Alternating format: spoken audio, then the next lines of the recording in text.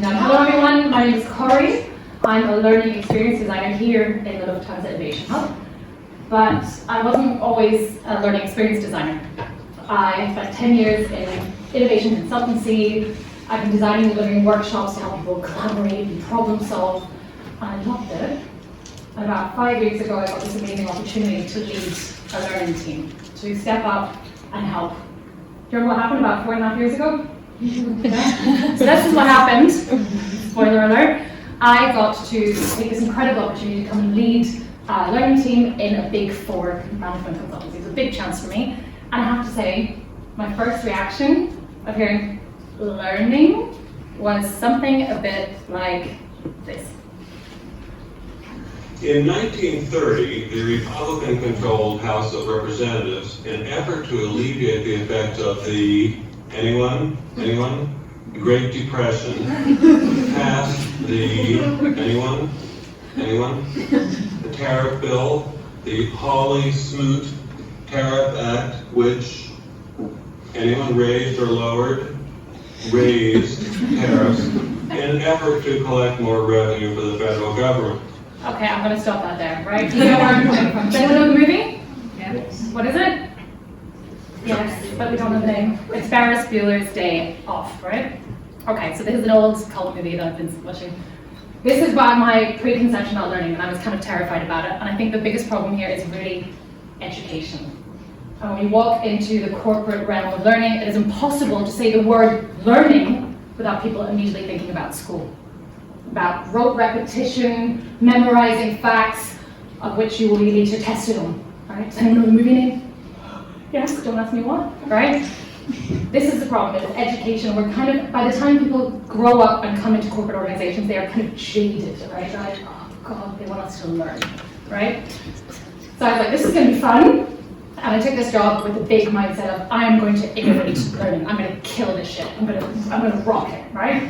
And I jumped in, only to find that a lot of other people doing this already, right? Hi, Offbeat community. A huge tribe of like-minded individuals saying that we need to change learning, right? We need to mix it up, we need to modernize it, we need to innovate it. So I was not alone, and that was super, super refreshing. And now I'm very proudly calling myself a learning experience designer, right? So while I've got a captive audience of learning nerds, I'm going to geek out a little bit about experience design. I just take a little excursus into the etymology of what experience really means, right? We use this word, let's create an experience, let's do something.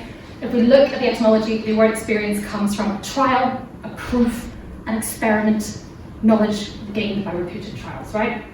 Sounds a lot like learning, right? This is exactly what we're trying to do. We want to explore, experiment, collaborate. There's so many things we can do with people rather than just standing with PowerPoint slides. Oh, I skipped one too fast. So indulge me. This is from Pine and Gilmore, old, 1999. These are the 4 realms of experiences, right? And as you can see, they split them up into active and passive. We can kind of get, right? Maybe you're active or you're passive. And then absorb, I would say, is like watching TV. It's absorbing. And immersive, it's like virtual reality. You go into another world. And classically, education was thought of in the top right quadrant, right? Educational is active and it's absorbing, right? We do that here.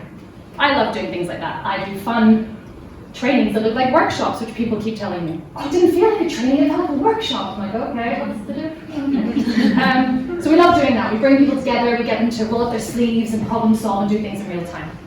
But we're not allowed to forget the other quadrants, right? When we go into immersive, yes, we're a very techy, fun innovation hub. We get people to play around with technologies, and we get them out into the wild, right? We take them into the field, they get out of their offices, they meet customers, they go to the workshop floor, they pick up the screwdrivers, they're there, they're being immersed. Now, passive immersive might be like, huh? Do we want to do that? And this actually comes back to what Deb was saying before, and this is a photograph that Anita did this incredible mindfulness session outside in a beautiful garden in Berlin, getting everybody incredibly immersed in the idea of mindfulness in a very passive but beautiful way. And last but not least, performance supports, right? This idea of providing people things that they need at the point of need. And we have this brilliant platform that Anita mentioned right at the beginning, Nexus. This is where we have curations of podcasts, book recommendations, all of the canvases methods that we use in our innovation workshops. Grab and go. We write little cooking recipes of how to do it, what you need. Off you go, try it for yourself. But we also don't have to do everything digitally and techy, right? We have these beautiful journals and booklets to help people, and that is what I want to. Oh, I can move this. I'm gonna go.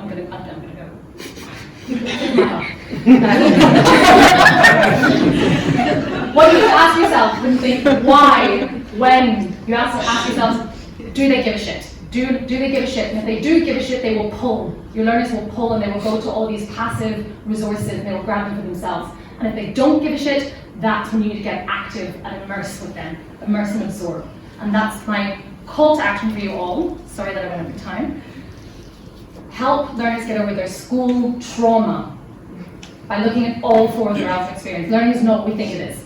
Ask yourselves, do they give a shit when you decide between resources or courses? And never settle for the standard in corporate learning. Join the revolution. Thank you very much. Offbeat.